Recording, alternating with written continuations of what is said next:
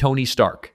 Everyone's first guess. And it makes sense. Tony Stark started the MCU. Iron Man 2008. The franchise was built on him. 22 films of the Infinity Saga, all leading to his snap, his sacrifice, his death. That kind of weight has to mean something. And when Deadpool and Wolverine introduced anchor beings, fans connected the dots immediately. Wolverine was Earth 10005's anchor. He died in Logan and his universe started dying with him. Tony Stark died in Endgame. The MCU has felt off ever since. Audiences noticed. Critics noticed. Deadpool literally jokes about it in the movie. The MCU is at a low point right now. So if Tony was the anchor, his death triggered the slow decay. The sacred timeline is already collapsing. We just can't see it yet. Except the movie itself rules it out. In Deadpool and Wolverine, Mr. Paradox offers Wade a permanent move to Earth 616. He calls it the sacred timeline, the safe one, stable. If Tony was the anchor and the timeline was already dying, Paradox wouldn't offer that. The TVA would know. They'd be panicking. So either Tony wasn't the anchor or he was and the TVA hasn't figured it out yet, which seems unlikely given they monitor everything. Kevin Feige was asked directly, did not confirm, did not deny. Said the fact that fans even asked the question made him happy, which is what every executive says when they want to keep the option open without committing. Tony might not be the answer, but the theory is too clean to fully kill. Doctor Strange. Strange is the smartest pick, and there's actual evidence. February 2022, Benedict Cumberbatch gets his star on the Hollywood Walk of Fame. Kevin Feige is one of the speakers, and in his speech, he describes Cumberbatch's Strange as an anchor of the MCU. The exact word, anchor. 2 years before Deadpool and Wolverine even came out. 2 years before anchor beings became a concept. Feige used the word, and fans only noticed it after the movie hit theaters. Now you can argue he was just being poetic. But Feige doesn't pick words by accident. The man plans these movies a decade out. He uses specific terms for specific reasons. And the more you think about it, the more it fits. Strange saw the one timeline out of 14 million where the Avengers beat Thanos. He's the one who told Tony to make the sacrifice. He caused the incursion in Multiverse of Madness. Clea dragged him into the dark dimension to fix it. He's the one Marvel keeps centering when reality starts breaking. Even Spider-Man's botched spell in No Way Home, the move that arguably kicked off the current multiverse chaos, was Strange's doing. He's been at the heart of every multiverse storyline since Endgame. If anyone is currently holding Earth 616 together, it's him. The Ancient One literally said it. Of all of us, you are the most fit to wear the cloak. Maybe she meant something bigger than the title. Spider-Man. In the comics, Spider-Man is described as Earth 616's chosen one. That term hasn't officially crossed into the films, but it's hard to ignore. Spider-Man is consistently the anchor of any timeline he exists in. Across every Marvel universe in print, across every adaptation, across every animated and live-action version. Tom Holland's Peter Parker has been part of the MCU since Civil War in 2016. He's headlined the highest-grossing solo movie of the multiverse saga. No Way Home pulled in nearly $2 billion.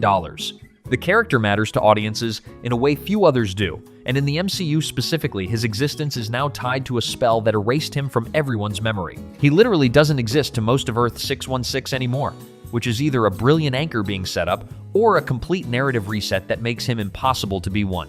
There's a complication. Sony still owns the film rights. Marvel and Sony have a working deal, but it's not permanent. Holland's contract for future appearances is always being renegotiated. So if Marvel made Peter the anchor of Earth 616, they'd be locking the entire timeline to a character they don't fully control. That's a corporate risk Feige probably doesn't want. But the storytelling logic still points at Spider-Man. Brand New Day is coming. The whole point of that movie is rebuilding Peter from scratch. The forgotten kid trying to be a hero again. If Marvel wanted to reveal he's the anchor and his erasure has been destabilizing the timeline this whole time, that's a hell of a third act reveal for Doomsday. If you're loving this breakdown, make sure to subscribe and hit the bell. We've got more coming. Let's keep going. Scarlet Witch. Wanda is the wild card. She's a nexus being in the comics. The MCU set her up with the same exact framing. WandaVision laid the groundwork. Multiverse of Madness paid it off. The Darkhold's prophecy says she will either rule or annihilate the cosmos. That kind of language doesn't get thrown around for side characters. And nexus beings in the comics are individuals who can affect probability across timelines, who exist in some form across multiple realities. Anchor beings might just be the MCU's renamed version of that exact concept. Even if they're technically different, they're close enough to be the same thing. Here's the part fans noticed in Deadpool and Wolverine. The Resistance hideout where Wade and Logan team up with the Void's stranded heroes. There's a statue of Wanda at the base of it, not a memorial, not a tribute, a statue, similar to the Wundagore mountain throne. Why include that? Wanda doesn't appear in the movie, her name isn't mentioned, but there's a Scarlet Witch statue in the middle of the multiverse refugee camp. That's not an accident. The complication is she's presumed dead after Multiverse of Madness, buried under Mount Wundagore. Although nobody actually saw her die on screen, Agatha All Along's first trailer briefly showed a dead woman in a blue sweater that fans swore was Wanda's body. Either she's gone and her death has been quietly destabilizing things, or she's alive and Marvel is sitting on the biggest reveal of Phase 6. Captain America. Steve Rogers is the moral center of the MCU. He's the one who pulled the team together. He's the one who held them together in Civil War even after they split. And he's the reason the Avengers exist as an idea. Without Steve, the team doesn't form. Without the team, no Infinity Saga, no Endgame, no multiverse. The whole MCU rolls back to him. That's a strong anchor case.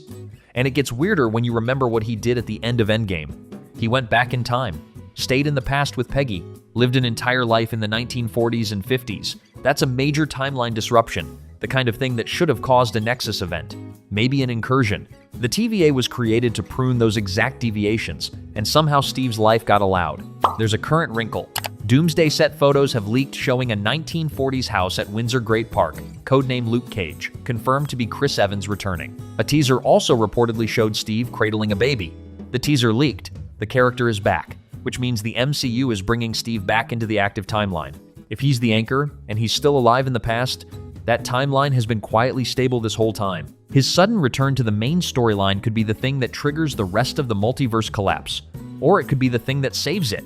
Either way, his existence is being pulled back into focus right when anchor beings are becoming the central concept of the saga.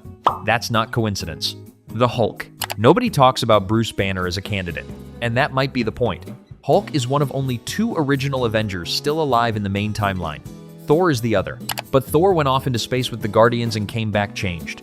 Hulk stayed grounded. He did the snap. He brought everyone back. That moment of pure cosmic strain almost killed him. The Power Stone, the Reality Stone, the Soul Stone, all firing through one body. And he survived. He merged Bruce Banner and the Hulk into one being. Smart Hulk. That kind of metaphysical rewrite of a person rarely happens without a reason, and Marvel hasn't done anything with him since. She-Hulk paid lip service. The Hulkamania has been waiting in storage. Which makes sense if you're a writer building towards something. There's a real theory here. If Hulk is the anchor, his sustained existence is what kept Earth 616 stable after Tony died. He did the snap that restored half the universe. He's been carrying the weight ever since. And the reason Marvel keeps underutilizing him is because they're saving the reveal. World War Hulk has been rumored for years. The character is set up. The actor is willing. Marvel just hasn't pulled the trigger. If Hulk turns out to be the anchor and Doom targets him in Doomsday, the entire multiverse saga could pivot around protecting Bruce Banner. The character who started as a side player in Iron Man 2 could end up being the one holding the universe together. There's something fitting about that.